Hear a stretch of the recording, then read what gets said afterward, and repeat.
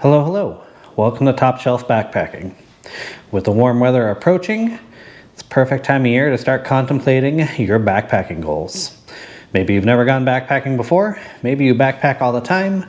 Over this next few series of videos, I'm going to show you how to get into backpacking, how I would do things again, and today we're going to focus on how I got started. Now, this is not necessarily expert's advice. I am just an amateur backpacker out here having a good time. I'm going to tell you what I would do if I were to start again. My backpacking journey started probably about 10 years ago with a subscription to Backpacker Magazine. This is not Backpacker, but I think they're owned by Outside now. A little harder to find Backpacker. And I had probably 2 years worth of subscription to this before I ever kind of contemplated going backpacking. Backpacker Magazine has great reviews on trips, a lot of gear reviews. I always look forward to seeing their kind of top lists for the years as to what latest and greatest gear was out there. And eventually in probably 2016, I picked up these two books. Picked them up on Amazon. We have the Backpacker's Field Manual. This is by Rick Curtis, and Ultralight Backpacking Tips by Mike Cleland. After purchasing these books, I picked up a tent from Dick's Sporting Goods, a little one-person, almost bivvy style tent. And I bought a backpack, I want to say a Teton Sports, on Amazon, along with some other gear I had slowly accumulated, including a fairly little basic stove and some really overpriced, really overweight gear that I had picked up via Backpacker Magazine. So some of that I did wrong. I did not realize that to win an award in a magazine, oftentimes you just had to be a really good sponsor and give them a decent chunk of money throughout the year. So it didn't always, in my mind, or at least in my experience, end up being the best piece of gear out there. So my first water filter from, I want to say, MSR pump style was like £1.50, cost me $150, and barely worked. It has improved in design since then, and is probably great if you have a large group of people, but eventually I will learn that the Sawyer Squeeze is the less expensive, much less weight, and actually easier to use filter in my experience. So if I were to start things over today, starting fresh, I would take anything said by publications like that with a larger grain of salt. So both these books had great pieces of information.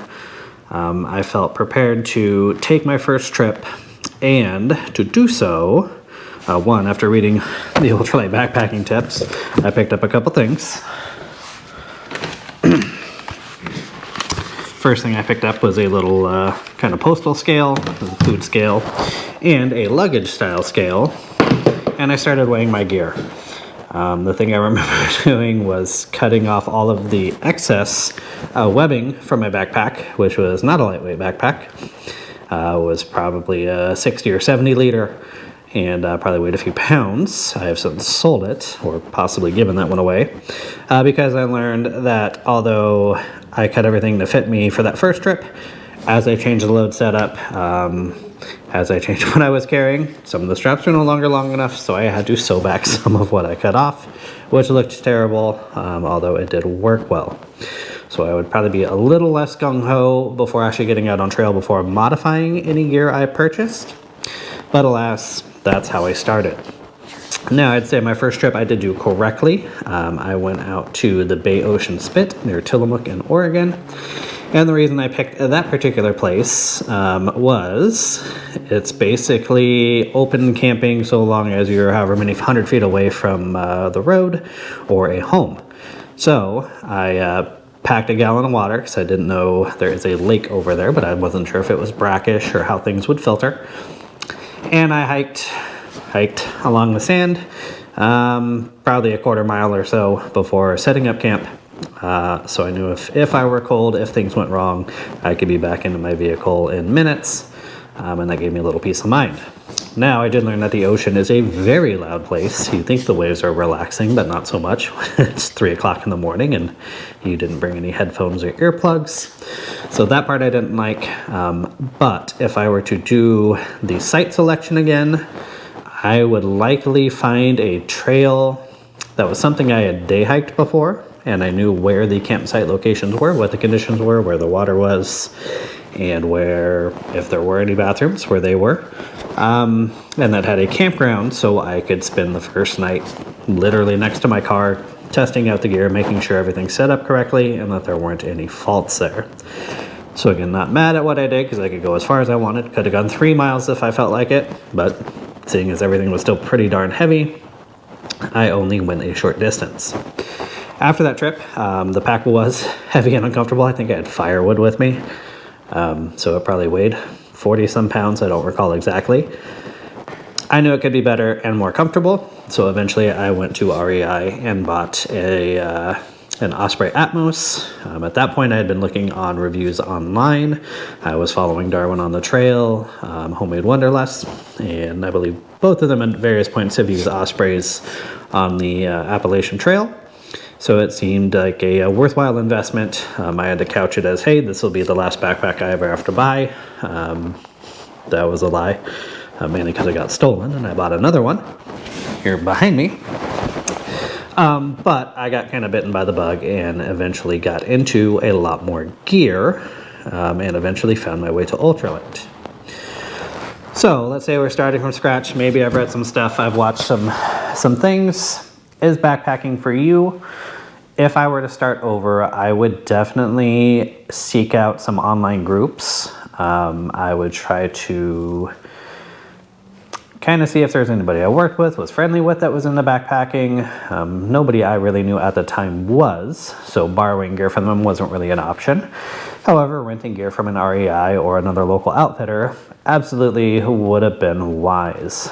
I kind of did the thing of starting out cheap. I mean, I did purchase gear. I wasn't necessarily using, the Coleman dome tent I had, because I knew I wanted to try to be lightweight, if at all possible, but not so wild that I'm, out there in a tarp, not knowing how to tie knots or anything. Didn't start like that. So I would do a little more research into what's available in your area to borrow or rent for fairly cheaply, and that way you can kind of get a taste for, is this for me? Now, I went the budget route, which, has the word budget in it, but eventually all of that gear was given away, sold. Very few things, like my stove, the BRS 3000T I still use, but at some point I bought a wind burner, an MSR, kind of a jet boil style stove, hundreds of dollars, ended up selling that off. So it can be a little bit more expensive if you end up getting into the hobby, but dipping your toe in, trying to be as cheap as possible, not a terrible idea. And that's why I think I would look to try to rent some stuff just to see if this was something I like. If you feel bitten by the bug, I am somewhat of a fan, if you can do so financially, of the term buy once, cry once. So within a year or two, and thanks to a bonus at work, I was able to invest in some ultralight gear, like my Z-Packs Arc Haul backpack and my duplex tent, things that I still use frequently to this day. They cost a ton of money, but if you look at it as a per night use, it's worthwhile to me. The weight savings are great. I'm more comfortable while I'm hiking out there, which in turn just makes for a better experience for me. Everybody's going to be different. Another thing it took me not too terribly long to figure out is that I am a hiker and not necessarily a camper, although that does vary depending on who I'm with and where I'm going. And basically what that means is when I'm out, especially solo, I want to see all the views I can, I want to crush miles, I want to show up to camp, and within probably 90 minutes have eaten and be in bed. So to me, the ultralight helps because I'm never in shape, and that just lessens the load on me and my joints and makes the overall trip more enjoyable.